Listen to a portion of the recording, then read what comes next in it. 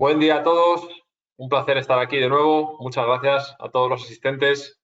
Bueno, veo que ya estamos por aquí llenando el auditorio virtual, así que bueno, les mando un fuerte abrazo a todos los que estén conectados. Como siempre, un saludo especial a Gabriela Santos, ¿no? Nuestra coordinadora de marketing, que siempre nos ayuda perfectamente con la gestión de estos webinars, y también a todos los partners de LATAM y a todos los colaboradores que en general nos ayudáis a expandir el webinar, ¿no? Para llegar al máximo número de personas bueno, pues que estemos en esta sintonía, ¿no? De la seguridad en máquinas.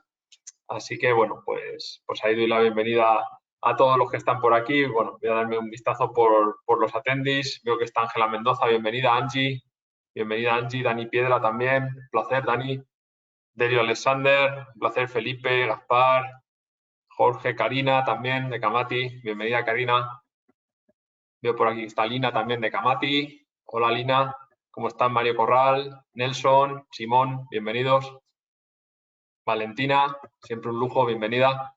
Y bueno, ya veo que tenemos por aquí, van entrando más asistentes y bueno, pues estamos ya aquí, son las y un minuto. Entonces tenemos un temario hoy bastante interesante, hablando de evaluación de riesgos y de diseño, de cómo afrontamos una evaluación de riesgos en una máquina, con lo que vamos ya a iniciar, ¿vale? Voy a ir iniciando, entonces, bueno, si se va sumando algún asistente más en estos minutos, pues bueno, ahora hacemos como siempre 5 minutos de presentación de empresa y luego ya pasamos a lo que realmente nos interesa. Entonces, sin más dilación, agradeceros a todos de nuevo la asistencia y como siempre el apoyo, y bueno, comenzamos ya con la explicación.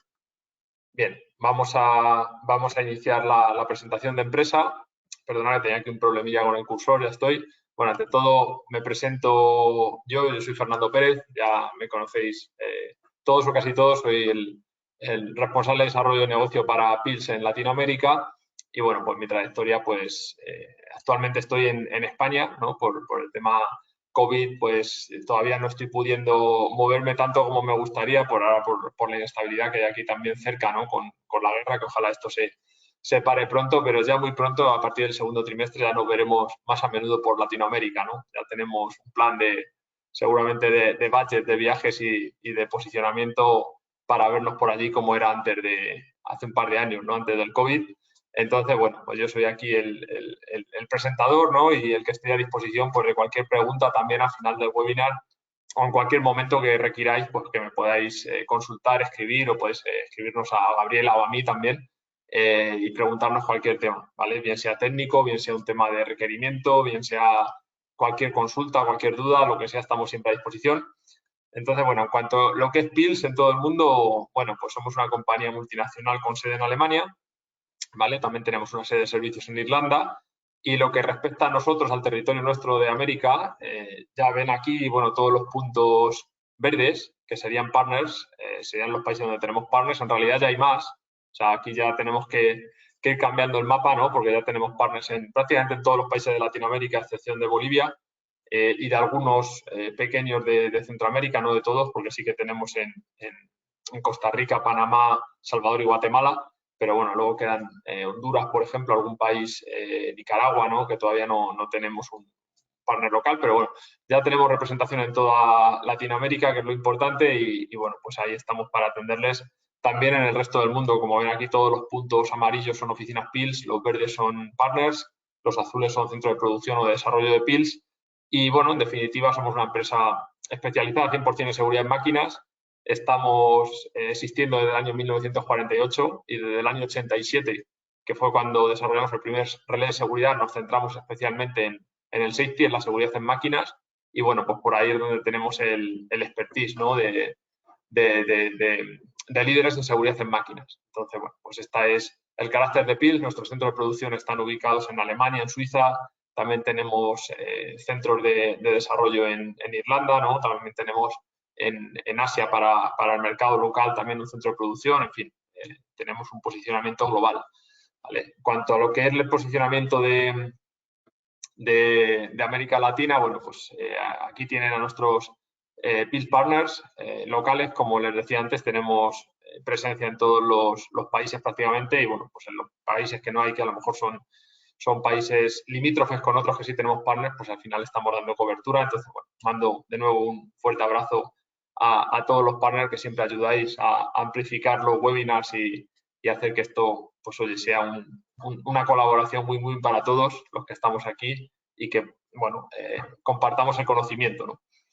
Entonces, bueno, en cuanto es la empresa, las líneas de negocio, tenemos por un lado el producto de seguridad en máquinas y luego también la parte de consultoría, ingeniería y formación. ¿Vale? Aquí importante, bueno, sobre todo esta parte, ¿no? Que estamos viendo hoy, esto es un webinar accesible para todos nuestros colaboradores, como son ustedes, pero también tenemos cursos de formación específica. Tenemos el CMSE, ¿no? Que es el curso de experto en seguridad en máquinas, que algunos de los que estéis aquí como oyentes ya lo tenéis. También tenemos cursos intermedios o cursos especializados para realizar evaluación de riesgos, para realizar diseño de seguridad, etcétera, ¿no? Entonces, esto es muy importante y sobre todo en estos tiempos, ¿no? Donde por la situación mundial, por la falta de componentes de materia prima, etcétera, pues nos lleva a tener una alta demanda en capacitación y bueno, pues ahí es donde estamos también, la parte de evaluación de riesgos y toda la parte de certificación de maquinaria.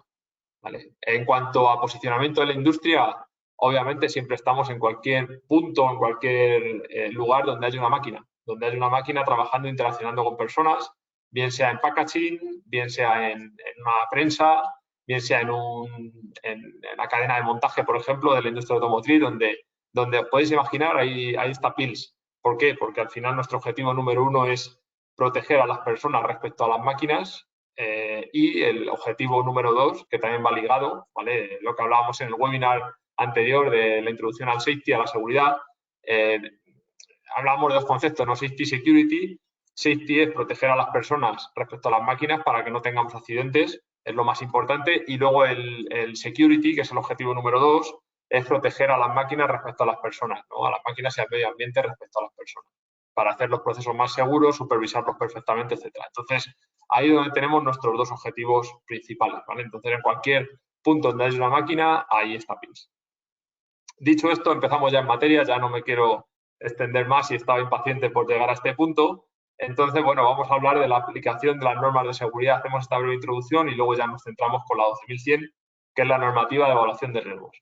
Entonces, bueno, aquí vemos, como siempre, el mapa mundi, ¿no? El mapa mundial todo en azul. Y esto tiene un sentido, ¿vale? Lo hemos puesto así porque lo importante aquí es que tenemos normas internacionales, normas IEC o normas ISO de diseño, ¿vale? Que aplican a nivel mundial. Esto lo comento, bueno, ya lo hemos visto en anteriores conversaciones y muchos de ustedes seguramente ya están al tanto, pero efectivamente siempre es la misma cuestión, ¿no? Cuando tenemos que hacer una retrofitting de máquina o cuando tenemos que hacer un diseño o un fabricante de máquina tiene que hacer una máquina nueva, siempre dice, oye, por ejemplo, si yo hago la máquina en, no sé, en Argentina o la hago en Argelia o la hago en China, estoy poniendo países, me estoy yendo a extremos, ¿qué diferencias hay? Bueno, pues en cuanto a norma a aplicar, a nivel eléctrico, a nivel mecánico, a nivel hidráulico, a nivel ergonómico, etcétera, ninguna. Quiero decir, se van a usar normas ISO todo el rato. O sea, vamos a usar normas de diseño a nivel mecánico, eléctrico, tal, ISO, ¿vale? Que están estandarizadas a nivel internacional. Luego es verdad que cada región o cada país pues pueden tener estándares concretos. Por ejemplo, en Europa está la Directiva Europea de Máquinas, la 2642-CE. En Estados Unidos está la Directiva OSA. ¿Vale? En Brasil, por ejemplo, está la Directiva NR12 de máquinas. Entonces, Latinoamérica, a excepción de Brasil, que sí tiene directiva, los demás países no tenemos directiva. O sea, todos los que estamos aquí ahora mismo, pues estáis personas de Colombia, estáis personas de Argentina, de Chile, de Perú, de Centroamérica, de varios países, de Ecuador, Venezuela, ¿no? Entonces, en ningún país tenemos una directiva de máquinas como ley, pero sí tenemos estas normas ISO que son de carácter internacional y nos aplican. Entonces, no hay excusa para no hacer las cosas bien. Hay que hacerlo siguiendo el enfoque internacional y ese es el objetivo nuestro de PILS para con ustedes, ¿no? El poder trabajar juntos en esta línea. Entonces, dentro de eso hay normas tipo A, tipo B y tipo C, ¿vale? Dentro de las normas ISO. Esto es fácil. La norma tipo A son las normas que nos dicen los principios básicos de diseño. Por ejemplo, la que vamos a ver hoy, la ISO 12100, que es la de evaluación de riesgos, pues nos dice, oye, para hacer una evaluación de riesgos hay que seguir estas pautas y esto es universal, o sea, esto es para cualquier máquina, me da igual que sea una prensa, que sea un robot, que sea un paletizador, me da exactamente lo mismo, hay que seguir esa norma. Las normas tipo B ya, en cambio, pues abarcan aspectos concretos que tenemos que ver. Por ejemplo, la parte de diseño eléctrico, o la parte de diseño neumático, o la parte de diseño mecánico. Entonces, aquí ya tenemos varias normas. Por ejemplo, la 13849, que es con la que definiremos el diseño eléctrico del sistema de seguridad. Y luego ya la norma tipo C o las normas tipo C ya son, si tenemos mucha suerte, con la máquina que estemos haciendo, son normas específicas para ese grupo de máquinas. Por ejemplo, un robot se rige, cualquier instalación robotizada que consideren, me da igual que sea un paletizador, me da igual que sea un alimentador, me da igual que sea un robot colaborativo, se rigen por la ISO 218, es un ejemplo, ¿vale? O sea, entonces, esa norma es una norma tipo C que ya nos dice bastante de cómo tenemos que hacer una adecuación o una implementación desde el punto de vista de la seguridad con un robot, por ejemplo. Las hay también normas de este tipo para prensas, por ejemplo, la 692 y la ISO 693. Tenemos normas para otro grupo de máquinas. Hay muchos grupos de máquinas que tienen normas tipo C y otros no, ¿vale? Entonces, siempre que una norma tipo C, bueno, pues nos ayuda en el diseño mucho, ¿vale? Entonces, este es el primer punto a tener en cuenta. Entonces, como fabricante o integrador, usuario final, qué ventajas nos da el aplicar normas, ¿no? y hacer esto correctamente, tal como desde PIRS lo requerimos y es nuestra misión, y la de ustedes también, al final, como colaboradores que somos. Pues a un fabricante de máquina, a un system integrator, a un integrador, a una ingeniería, a cualquier instalador, ¿no?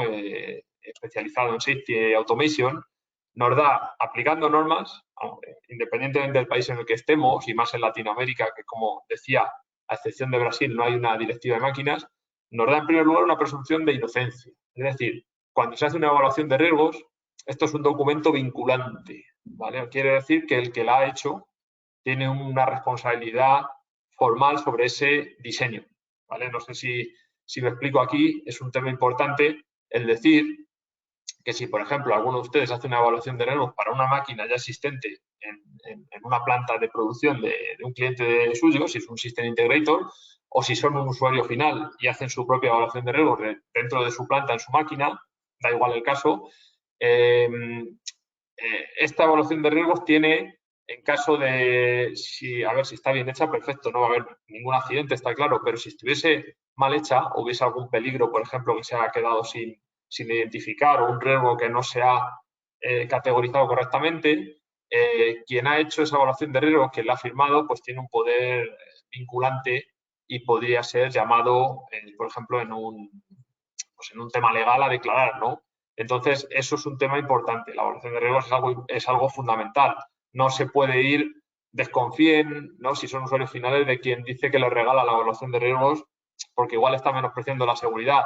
Si son integradores, den valor añadido a la evaluación de riesgos siempre, porque ahí hay algo importante más allá del propio diseño en sí, que es lo fundamental para no tener accidentes, pero luego también hay un poder notarial o un poder, mejor dicho, vinculante sobre ese diseño que se ha hecho, ¿vale? Entonces, por esa razón, la importancia de hacer una buena evaluación de riesgos y de dar responsabilidad de esa evaluación de riesgos. No es decir, hago la evaluación de riesgos, la entrego o la dejo ahí en la máquina y me olvido. No, no. Hay que hacerlo muy bien, hay que conocer todas las normas y hay que estar bien formados, bien certificados y con los 5 sentidos a tope para hacer las cosas bien, ¿vale? O sea, esto no es un trabajo trivial ni es algo que cualquiera lo pueda hacer llegando a una máquina y, bueno, sacando allí la idea feliz y poniéndose a trabajar sobre ello. No, hay que saber hacerlo bien. ¿Vale? Entonces, primer punto, presunción de inocencia, si hacemos las cosas bien. ¿Vale? Segundo punto, homologabilidad de productos y sistemas, obviamente, porque las normas siempre nos llevan indirectamente a soluciones válidas. Compatibilidad con productos equivalentes ya puestos en el mercado, por la misma razón. Y simplificación de especificación técnica mediante referencias a la norma. Obviamente, si tenemos interlocutores que hablan el mismo lenguaje y saben de qué va esto, pues si le decimos, oye, hemos estado aplicando la normativa 12.100, ISO 12.100 para la evaluación de riesgos y hemos estado aplicando la 13849 para el diseño de seguridad y hemos estado aplicando tal, tal y tal, no sé, la 13855, la que sea, van a decir, ah, vale, ya sé de qué va, ya sé cómo lo has hecho, me doy una idea y a partir de ahí podemos revisar exactamente ese punto. No tenemos que empezar a rebobinar muy para atrás, simplemente un poquito, ¿no? Para revisar ese punto y rápido aclarar. Y luego al usuario de máquina, es decir, al usuario final que tiene la máquina en su planta de producción, le está dando una compatibilidad presente y futura, porque al final sigue un estándar, le está dando obviamente seguridad y tranquilidad de que está todo bien y le está permitiendo también trabajar en la adquisición de máquina con sus proveedores, bien sea retrofit de máquina antigua o existente o bien sea adquisición o compra de máquina nueva. ¿Por qué? Porque va a decir, oye, quiero que me hagan la máquina según estas normas ISO de diseño de seguridad, para que no me falte nada. O sea, para que cuando venga aquí la máquina, yo la integre, sea segura, me valide on-site antes de ponerla en marcha que esto es seguro y no me lleve ninguna sorpresa negativa. ¿Vale? Entonces, estos puntos son fundamentalísimos. O sea, no hay ningún tipo de resquicio que nos podamos salir de aquí. Me da igual el país donde estemos, me da igual la posición que tengamos, si somos un ingeniero, un integrador o somos un usuario final o un consultor.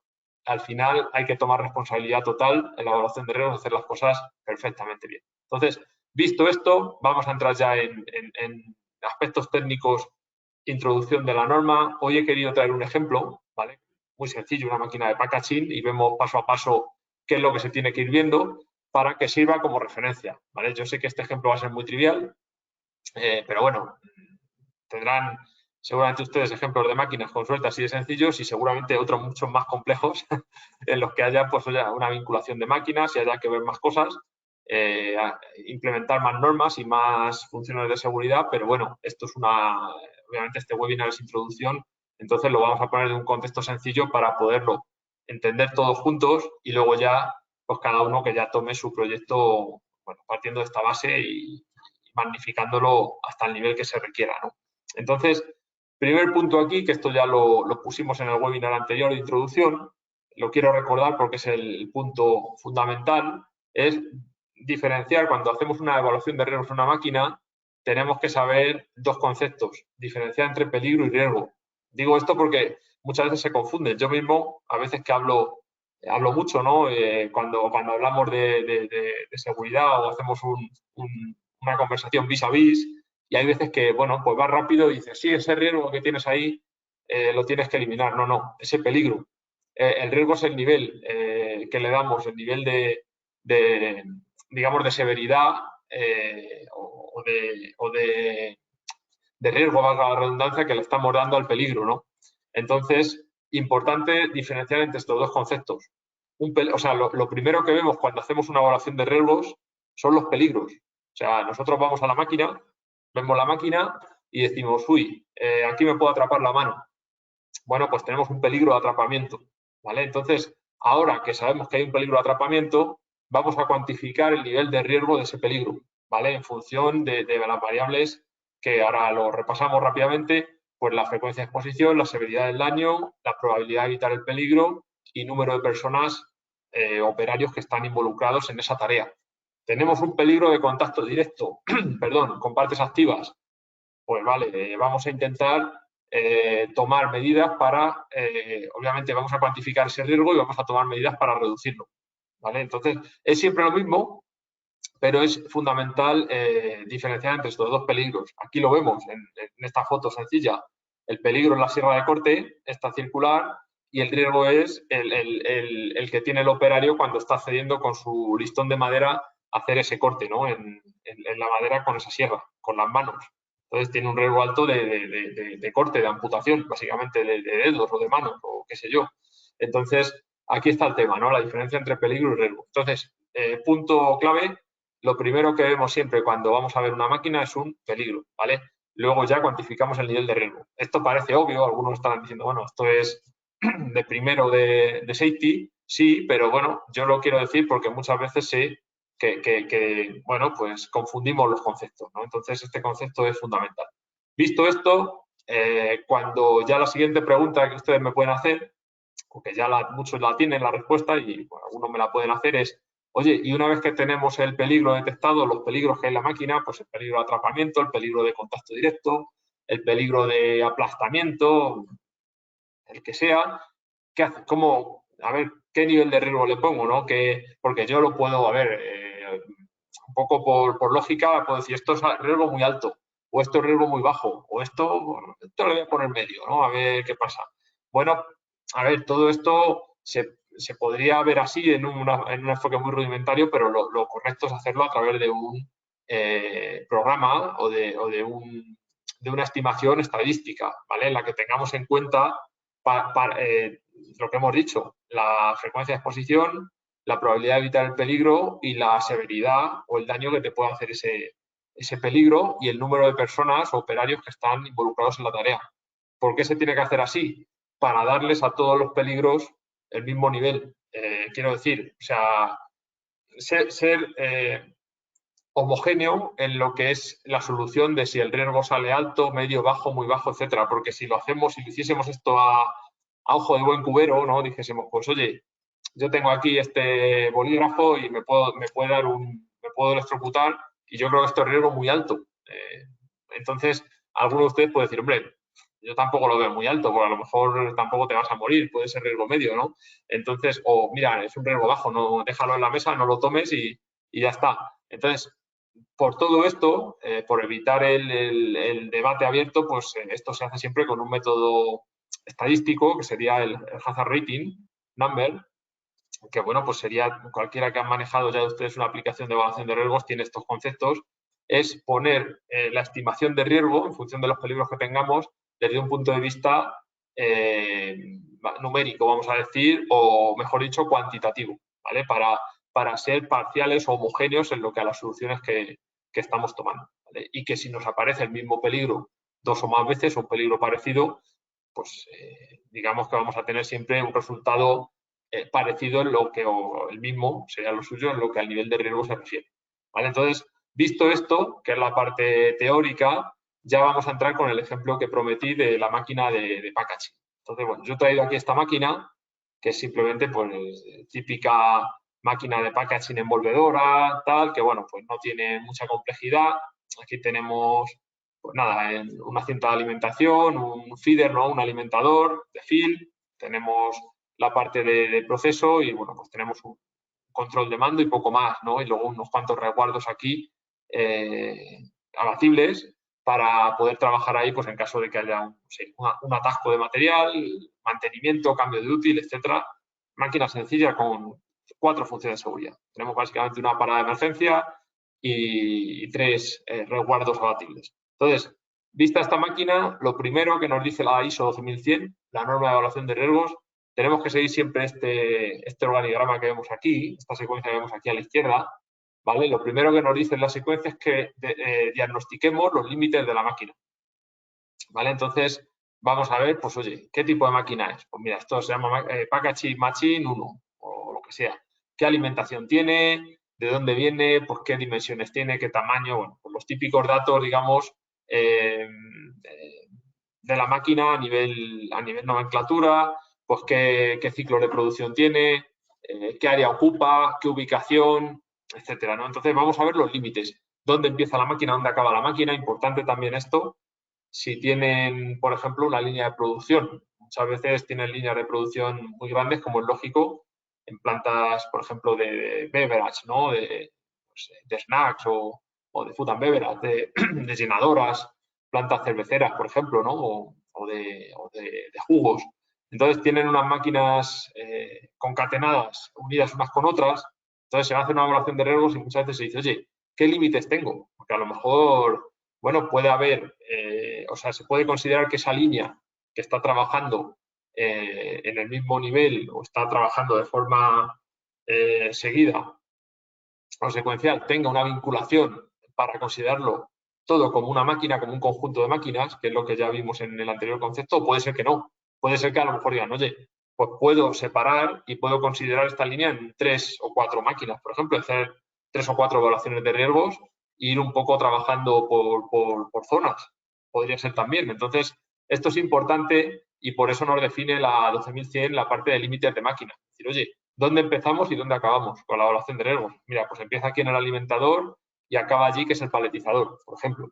O mira, empieza en el alimentador y acabo en la encajadora, porque luego hay un proceso de por medio que, bueno, pues hay una vinculación que ya no es tan directa y además lo podemos, tenemos a lo mejor 2 vías de salida. Podemos llevarlo hacia la zona de paletizado automático, podemos, no sé, paletizar manual también, porque a veces interesa, no lo sé. Entonces, bueno, pues a lo mejor ahí tiene sentido el poder hacer una evaluación de riesgos de una zona y luego de otra zona, ¿vale? Entonces, Son ejemplos, este caso es una máquina muy sencilla, no hay duda de que se va a hacer una evaluación de riesgo completa de lo que se ve aquí, de la máquina, pero en definitiva los límites son importantes. Una vez que tenemos esto, trabajamos en lo que hemos dicho antes, la identificación de los peligros, ¿vale? Entonces nos damos una vuelta por la máquina como expertos en seguridad y decimos, pues hombre, aquí vemos que han colocado el fabricante unos resguardos abatibles que yo puedo abrir, accedo a las partes móviles de la máquina, con lo cual me puedo atrapar, puedo tener ahí un contacto directo con las partes mecánicas, ¿no? Que están moviéndose a velocidad y esto me puede lastimar pues un dedo o lo que sea, me puede causar un atrapamiento, un aplastamiento incluso.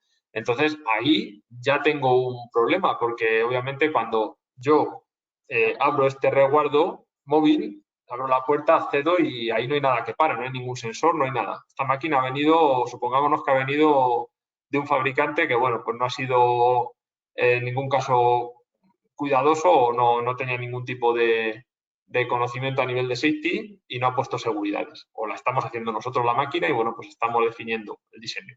Entonces, bueno, pues aquí ya vemos el primer peligro. Vemos que hay un posible atrapamiento con partes móviles. Seguimos dando vueltas alrededor de la máquina, sentido horario, y decimos, bueno, pues aquí vemos que hay una parada de emergencia que han puesto, pero bueno, viendo el esquema y viendo el armario eléctrico, esto está llevado al PLC de proceso, o sea, al PLC, al autómata, que no es seguro, que ya hemos dicho en el anterior webinar y siempre lo sabemos, que un PLC de proceso, un autómata que no es de seguridad, que no está certificado como safety, no puede controlar funciones de seguridad porque no cumple el performance level en ningún caso. Da igual que lo cablen en simple canal o en doble canal, como quieran, en cuádruple canal, si quieren, que no va a cumplir nunca un performance level, ¿vale? Tiene que ser un PLC, un relé de seguridad, un PLC de seguridad, un relé de seguridad, un relé programable. Nunca un PLC de proceso. Bueno, pues aquí ya hemos visto, dando un poco más tal, que esa máquina tiene una parada de emergencia con un PLC de proceso. No nos vale.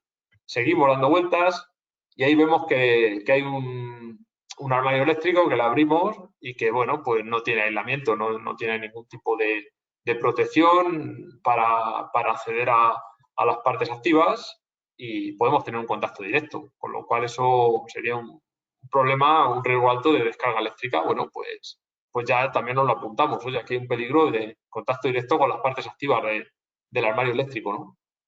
Y luego ya nos vamos a ver ya, bueno, más o menos que lo tenemos. No se nos ocurre poner la máquina en marcha porque vemos que hay ya 4 o 5 temas, pues oye, que hay que resolver, pero vemos el panel de mando y decimos, joder, pues aquí no, mira, la seta de emergencia no está puesta en rojo con fondo amarillo, el botón de reset pues tampoco está del color azul, el otro botón tampoco está del color negro, tal. Bueno, eso lo rige la ISO 60204. Vemos que la nomenclatura tampoco está correcta, por ejemplo, ¿no? Que no indica si esto es rearme, si esto es pulsador de marcha, etcétera. No vemos nada. Entonces, pues tampoco, el operario aquí tampoco va a poder trabajar desde un punto de vista correcto, ¿no? No tiene una nomenclatura y esto puede dar lugar a un riesgo, que haga un rearme accidental o algo así. Entonces, bueno, ya tenemos los peligros, ya sabemos que hay unos peligros y ahora vamos a ver el nivel de riesgo, ¿vale? Ahora se supone que nosotros ya tenemos una aplicación de evaluación de riesgos y entonces, pues bueno, tenemos ya un baremo, ¿no? Como hemos dicho, estadístico, ¿vale? O numérico, cuantitativo, vamos a decir, bueno, pues sabemos que en este nivel el peligro es muy alto o en este otro nivel el riesgo, perdón, ¿ves? Yo mismo me confundo a veces, el riesgo muy alto, aquí es medio, aquí es bajo, aquí es muy bajo y ya aquí es despreciable o aceptable, ¿vale? Entonces, nosotros ya aquí, con los peligros que hemos visto, primero era el de los resguardos que no tenían sensores, pues bueno, nos sale que ahí tienen mucha frecuencia de exposición los operarios, porque supongamos, ¿no?, que tienen que hacer un cambio a lo mejor de secuencia o de útil no sé, cada hora y que además, pues de vez en cuando surja algún atrapamiento de lo que es el film. Bueno, pues ahí tienen mucho acceso los operarios, pues hay un riesgo alto, porque al final se pueden atrapar, pueden tener un riesgo de atrapamiento, hemos dicho, en un dedo o en varios dedos severo. Entonces, bueno, pues tenemos un riesgo alto, ¿vale? Nos vamos a la parte de la seta de emergencia, pues también es riesgo alto, porque si hemos dicho que la seta de emergencia estaba cableada a un PLC que no era de seguridad, pues puede ser que ese sistema falle porque no es de eficacia probada.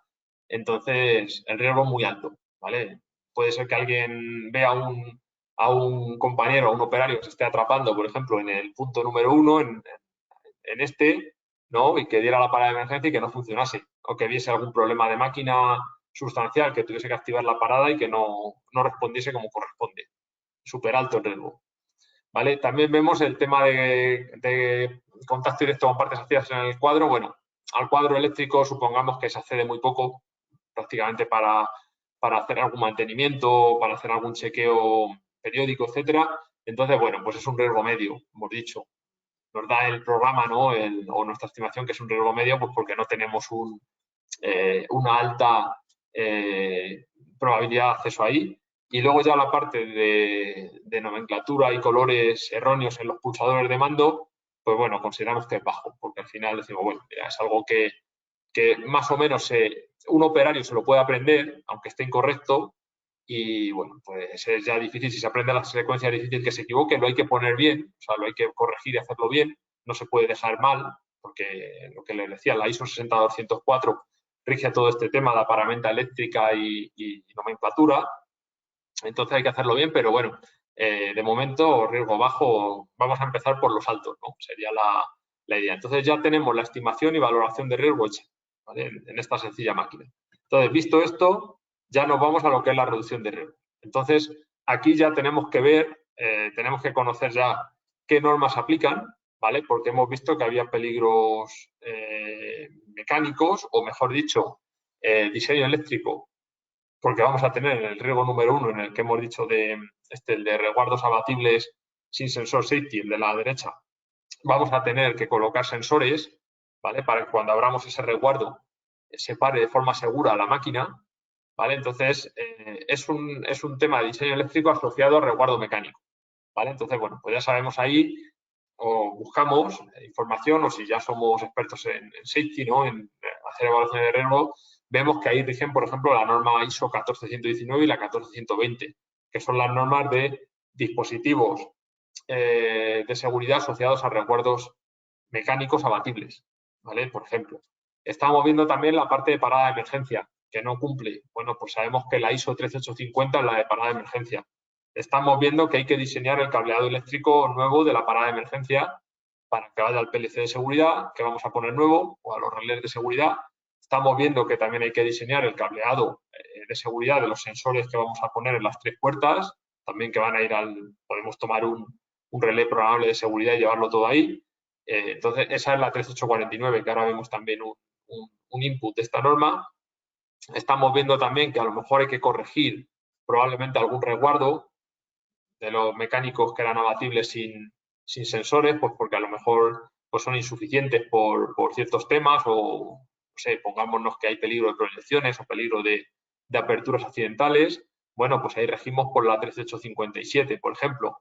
En fin, tenemos varias normas de diseño eléctrico, diseño mecánico. En esta máquina muy sencilla no hay parte hidráulica ni neumática. No hace falta aplicar la ISO 4413 ni la 4414, pero bueno, vemos en definitiva qué normas nos aplican, ¿vale? Esto es un ejemplo. No les quiero abrumar con normas, pero bueno, es importante que sepamos pues, que siempre va a haber unas pocas normas de diseño de seguridad que van a aparecer normalmente en las evaluaciones de riesgo. Estos son unos ejemplos, ¿vale? Entonces, primer punto de la reducción de riesgo, la aplicación de las normas que nos corresponden.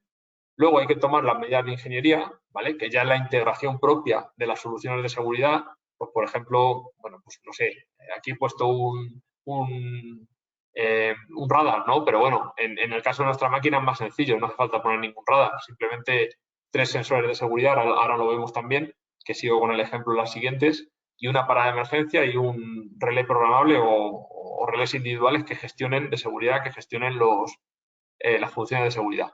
¿Vale? Entonces, implementamos las soluciones, las definimos o diseñamos e implementamos. Hacemos medios de advertencia también, ¿vale? Pues porque obviamente, por ejemplo, al armario eléctrico, pues vamos a ponerle la protección para evitar el contacto directo con parte activa, pero también hay que poner pictogramas seguramente, pues para indicar, oye, si esto se retira, cuidado que hay aquí un peligro inminente, ¿no? Vamos a dar formación y administración a nuestros operarios, tanto de producción como de mantenimiento o de limpieza o los que hayan, ¿vale? Pues para trabajar con la máquina, y luego vamos a dotarles a los operarios ya como último punto de EPIs, ¿no? De equipos de protección individual. Pues dependiendo de, como siempre, ¿no? De en qué tipología de máquina estemos trabajando, pues desde guantes hasta casco, hasta gafas de seguridad, punteras de seguridad normalmente siempre, en fin, o sea, todo lo que ya conocemos como EPIs, ¿no? Pero obviamente esto ya es lo último, o sea, quiero decir que antes ha habido que hacer todo el diseño, que es lo que nos interesa y que es la temática real de hoy, o sea, no... Por eso muchas veces, ¿no? Cuando vemos que a lo mejor hay algún, pues no sé, algún safety manager, que oye, mira, no, yo aquí doy doto de unos EPIs a los operarios, les formo y bueno, ellos tienen mucho cuidado y no va a pasar nada. Bueno, que se sepa que eso es totalmente insuficiente, porque ya estamos viendo que son los últimos pasos que se hacen cuando todo lo demás, que es la parte de diseño, está realizada e implementada, la evaluación de riesgos y la implementación de las normativas y las medidas de seguridad ya integradas en la máquina, ¿vale? Entonces ya ahí es cuando después ya empezamos a poner pictogramas, a dar EPIs a nuestros colegas de producción o de mantenimiento y a darles también formación, ¿vale? Para que sepan cómo manejar la máquina. Visto esto, vemos lo que es la parte de diseño eléctrico en esta misma máquina, ¿vale? Aquí tenemos, estamos viendo que había una necesidad aquí flagrante, ¿no? De poner o integrar 3 sensores, uno por puerta, ¿no? Como hemos dicho que había tres resguardos abatibles que no tenían sensor y la parada de emergencia hemos dicho que estaba mal, no cumplía en sí la parada y además no estaba cableada a ningún sistema de seguridad. Entonces, bueno, esto es un ejemplo de lo que podemos hacer, ¿vale? O sea, aquí es una cosa o una solución muy sencilla. Tenemos los 3 sensores que podríamos poner 3, por ejemplo, aquí no necesitamos bloqueo en esta máquina porque se supone que no hay inercias, ¿vale? Quiero decir, o sea, cuando integramos siempre un sensor, que saben que los tenemos en catálogo nosotros y otros competidores, de enclavamiento y bloqueo, es decir, un cerrojo, es cuando tenemos una aplicación en la que a lo mejor hay inercias. Es decir, la máquina para, damos a la parada segura y, bueno, pues tiene una inercia de X segundos o lo que sea, ¿no? Por ejemplo, un mixer o algo así. En este caso, bueno, se supone que todo esto está controlado por un sistema de motion control que hace una parada inmediata. O sea, tú esta máquina la mandas parar y se para inmediata, no hay ningún delay. ¿Vale? Entonces, por mucho que abriésemos una puerta que tuviese un sensor de estos sencillitos, un PES-encode, un codificado sencillo, solo con enclavamiento pero sin bloqueo, nunca te daría tiempo a abrir la puerta y a tocar la parte peligrosa y a tener un accidente. ¿Por qué? Porque para de forma inmediata, ¿vale? Esto es un ejemplo fácil. Si nos vamos a un robot o algo así, que a lo mejor por tema de proyecciones, no solo ya por inercias, proyecciones, etcétera, pues ahí sí que tenemos que evitar el tener solo enclavamiento y hay que poner sensores de enclavamiento y bloqueo, ¿vale? Sensores con cerradura, con un bloqueo pues magnético o bistable, ¿no? Entonces, bueno, pues aquí está este tema, ¿vale? Como hemos dicho, tenemos los 3 sensores por un lado, tenemos la parada de emergencia por otro lado, y lo suyo es, para cumplir un nivel de seguridad D o E, ¿vale? Que sería el performance level, los performance level más altos, los de doble canal. Pues hemos dicho que había de los 4 riesgos que hemos visto, 5, había 3 que eran altos, que eran los asociados a los resguardos y a la seta, y luego había uno que era medio y otro que era bajo, ¿vale? Entonces, esta parte eléctrica, que es lo asociado a los resguardos y a la seta de emergencia, son altos, entonces vamos a requerir un nivel de seguridad alto, un performance level D, por ejemplo. Supongamos que nos ha salido en la evaluación de riesgos. Esto también lo vamos a obtener de la propia evaluación de riesgos. Entonces, vamos a colocar estos sensores en doble canal. En este caso, como son sensores que tienen capacidad de autodiagnóstico, por lo menos estos nuestros de PILS, los PES-encode, los podemos incluso seriar a un mismo relé de seguridad en doble canal sin perder el máximo nivel de seguridad.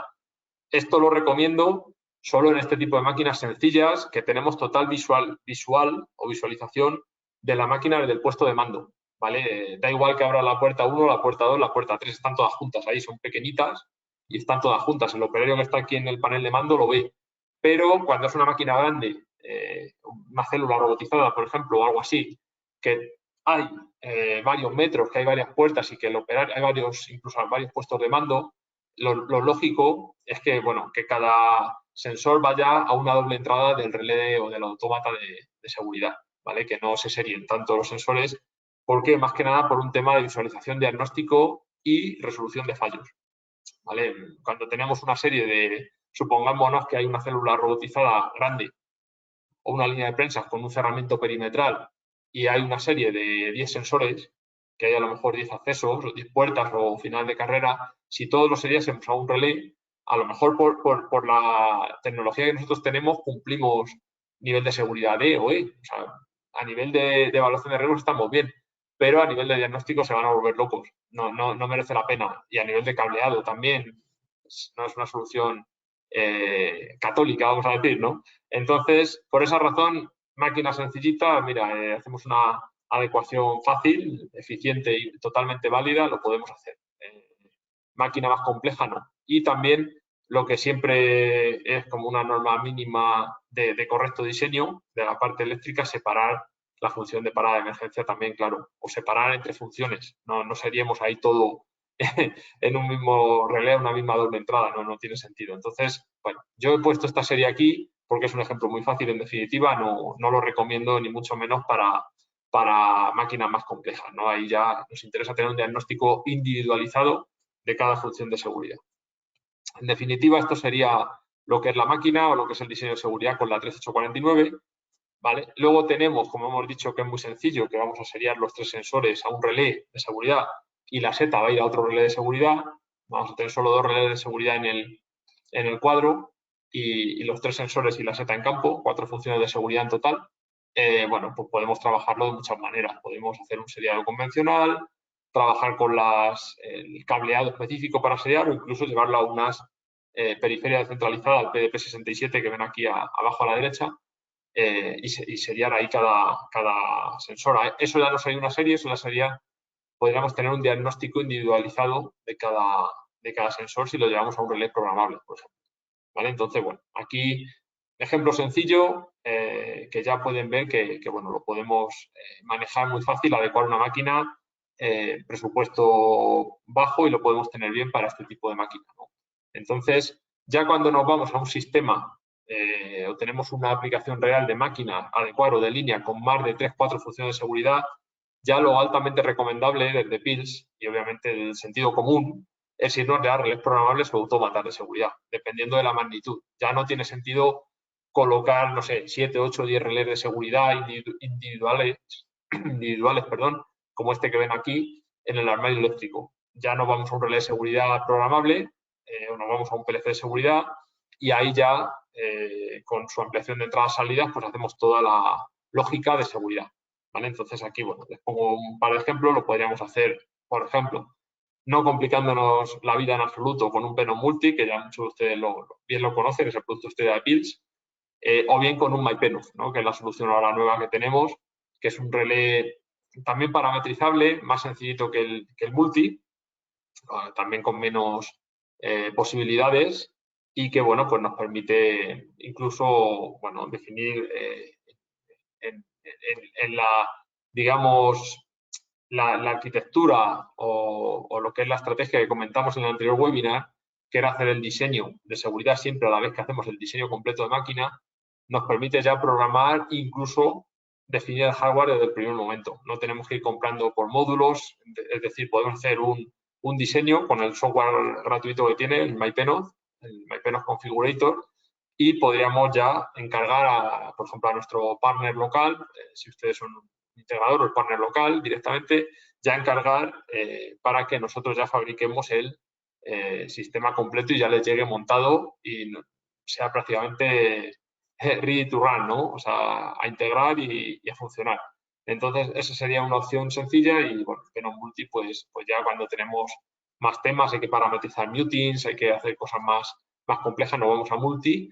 Y, bueno, a mayores podríamos irnos a PSS 4000, ¿no? Que ya sería el PLC híbrido que tenemos a alto nivel, ya está por encima de esto, pero bueno, ya sería otro tema. No les quiero meter mucho en tema de producto, al final la idea de este webinar es que sea parcial en cuanto a producto, ¿no? Porque lo que nos interesa a nosotros es transmitir el conocimiento de lo que es la parte de evaluación de riesgos y compartir la experiencia entre ustedes y nosotros. Entonces, bueno, son ejemplos que quiero poner para que se entienda mejor todos los conceptos, ¿no? En lo que es la parte de 3849, quiero también explicar los conceptos para, bueno, que sepamos de dónde viene. como hemos dicho antes, es la norma que tenemos para hacer el diseño eléctrico de seguridad, ¿vale? Y es la que define las partes de mando del sistema relativas a seguridad. Entonces, siempre una parte de mando o una arquitectura de relativa seguridad en máquinas se rige por una entrada, que va a ser siempre el sensor, como hemos visto antes, final de carrera, parada de emergencia, barrera de seguridad, sensor con bloqueo, mando bimanual, lo que quieran.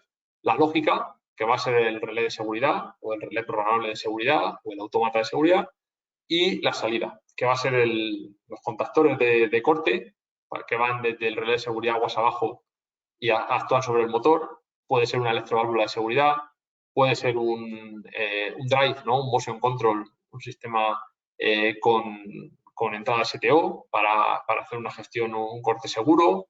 Bueno, pues la salida puede ser de muchos, o actuador, ¿no? Puede ser de muchos tipos. El variador, el servomotor, contactor, electroválvula, válvula neumática redundante, etcétera. ¿Vale? Entonces, bueno, pues ahí tienen lo que es el diseño completo, ¿vale? Las arquitecturas de diseño siempre nos regimos por estas 4. Quiero decir, cuando tenemos un diseño eléctrico de la función de seguridad, en función de lo que nos diga, como hemos visto antes, la evaluación de riesgos, siempre va a ser categoría 1 o categoría 2, 3 o 4, ¿no? Entonces, la categoría 1 es sistema monocanal. Esto quiere decir que el performance level o el nivel de seguridad que nos ha dado la evaluación de riesgos cuando hemos calculado el nivel de riesgo es muy bajo, bajo o muy bajo, no, o medio bajo, vamos a decir, pero nunca medio alto, alto o muy alto, ¿vale? Entonces, podemos integrar un sistema de seguridad monocanal, es decir, que va a ir el sensor de seguridad, un solo canal de entrada al relé de seguridad y un solo contactor, por ejemplo, como aparece aquí en la imagen, de arriba a la izquierda de corte, ¿vale? Ya si nos vamos a las categorías 3 y 4, ya implica un sistema bicanal, ¿vale? O sea, ya estamos teniendo, como hemos visto antes, un performance level D o E, que ya nos requiere un sistema de doble canal, que implica tener 2 hilos del sensor de seguridad al relé de seguridad y 2 contactores, por ejemplo, de corte.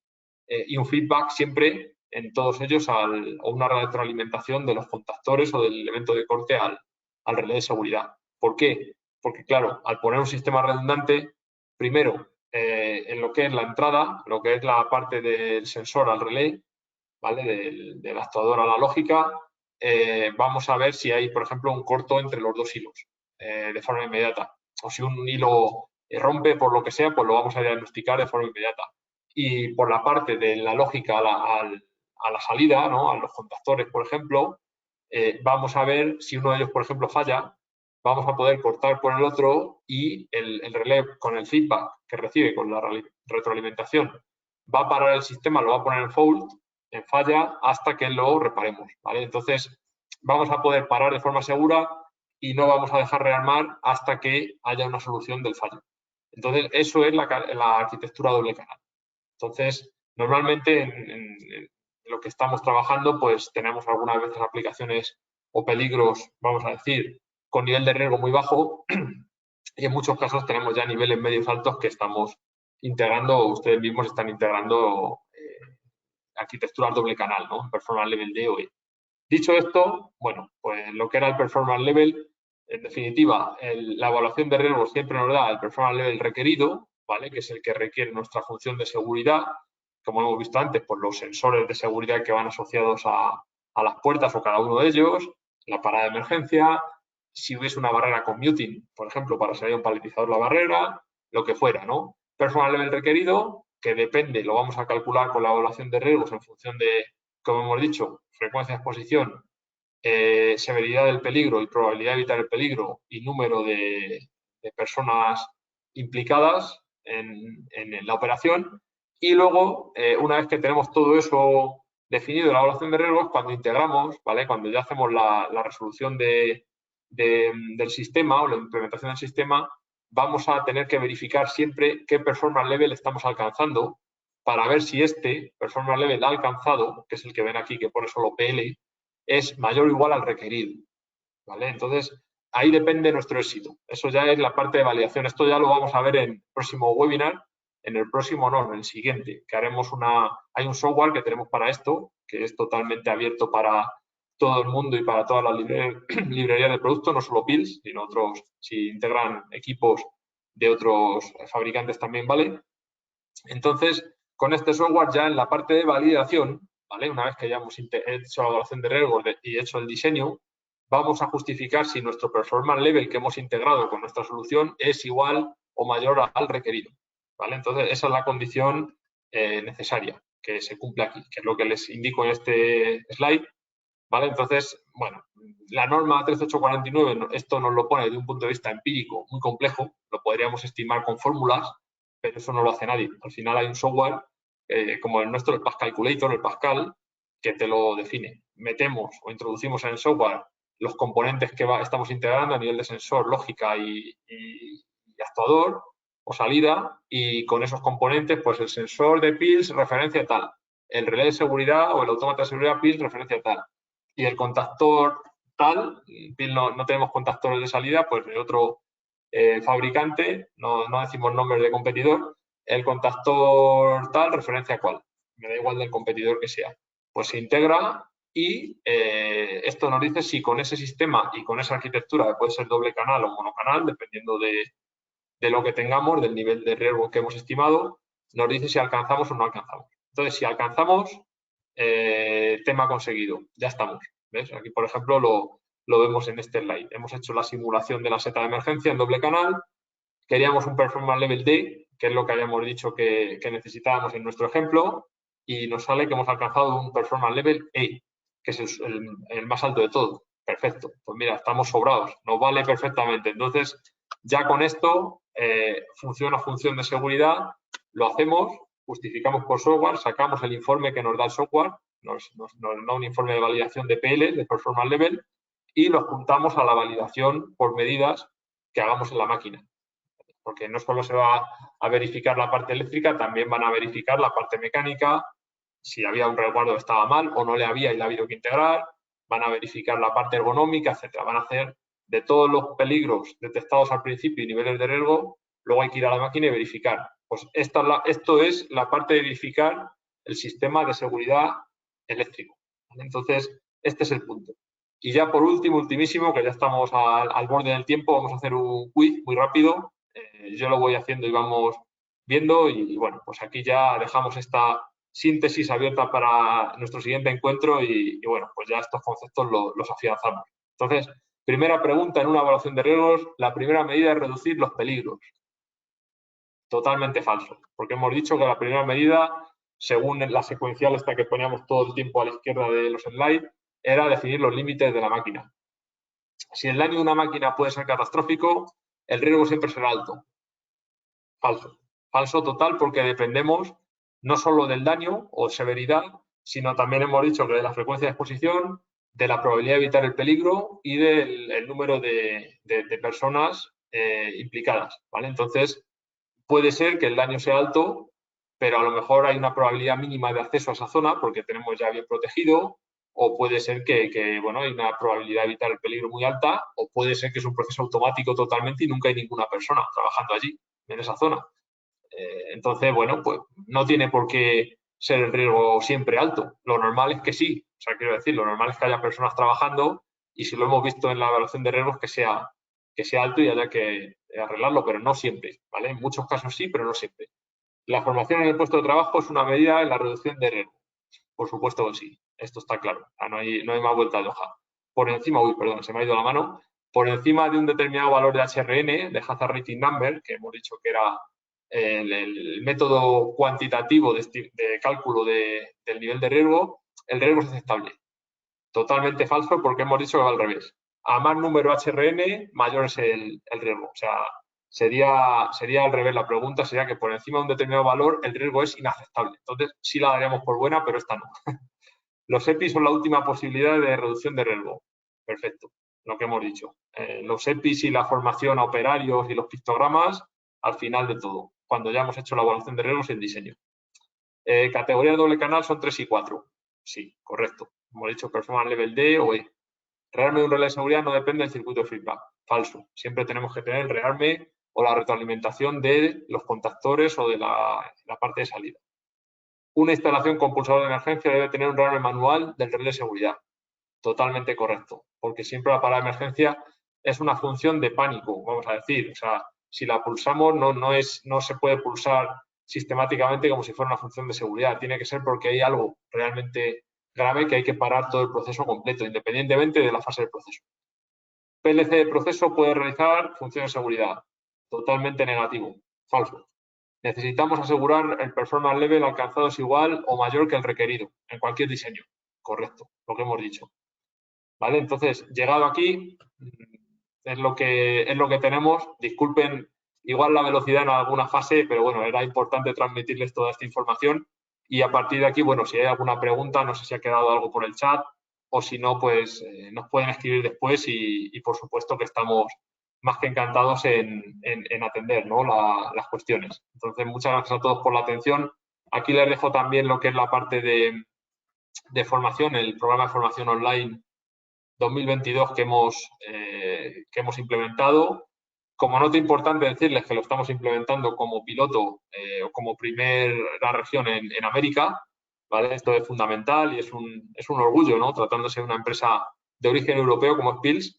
Y bueno, pues se ha apostado por la región de América porque consideramos que tanto ustedes en nuestra región de Latinoamérica como en la contraparte más al norte, pues que la proactividad y el requerimiento de formación es muy alto y también las distancias son muy altas. No podemos estar dependiendo de viajes, ¿no? Congregar a personas pues en México, en Estados Unidos, etcétera, porque es muy costoso. Y el COVID también, la situación de los últimos 2 años lo ha puesto muy complicado. Entonces, por eso les ofrecemos este paquete de formación online, que bueno, pues lo tienen a través de la web, nos pueden pedir si necesitan tanto individual como para grupo, ¿vale? Para poderlo cotizar y poderlo hacer con ustedes. Y nada, nos emplazamos para ya el próximo webinar, que será el día 28 de abril, justo dentro de 1 mes y 4 días. Y ahí ya veremos, ¿vale?, cómo crear un programa con nuestros relés programables, ¿vale? Ahí ya sí que nos meteremos más en la parte de diseño eléctrico que hemos visto hoy, que hoy lo hemos visto a nivel conceptual más bien, y bueno, ya nos meteremos en hacer un diseño. También será fácil, introductorio, pero para los que no conozcan el PNOD, el Multiconfigurator, que vean que es una programación muy sencilla y cómo se puede hacer, ¿vale? Aquí seguramente contaremos con alguna ayuda adicional de algún colaborador, porque bueno, yo al final tengo manejo del PNOD Multiconfigurator, pero no a nivel top, porque no estoy todos los días con él y bueno, pues prefiero que tengamos aquí al mejor recurso disponible a nivel técnico que nos pueda acompañar en este tema, pues para cualquier duda, cualquier cuestión que estemos 100% con ustedes, ¿no? Dándoles el máximo. Y luego ya después de este en mayo haremos el de Pascal, que hemos visto, el de validar las funciones de seguridad con el otro software, con el Pascal, para que vean que es muy sencillo también. Y luego ya en julio ya vemos el de parte mecánica, ¿vale? Para calcular las distancias de seguridad cuando hacemos un resguardo y todo así, ¿no? Entonces, bueno, visto este punto, como siempre, un lujo, les mando un fuerte abrazo, cuídense, tanto ustedes como la familia. Seguimos en contacto y les agradezco enormemente toda la disposición y todo el apoyo y bueno, vamos adelante con esta iniciativa y me alegro de que estén todo bien y de que estén, como siempre, aquí a este lado del monitor y siempre acompañándonos. Fuerte abrazo y muchísimas gracias. Nos vemos. Un abrazo.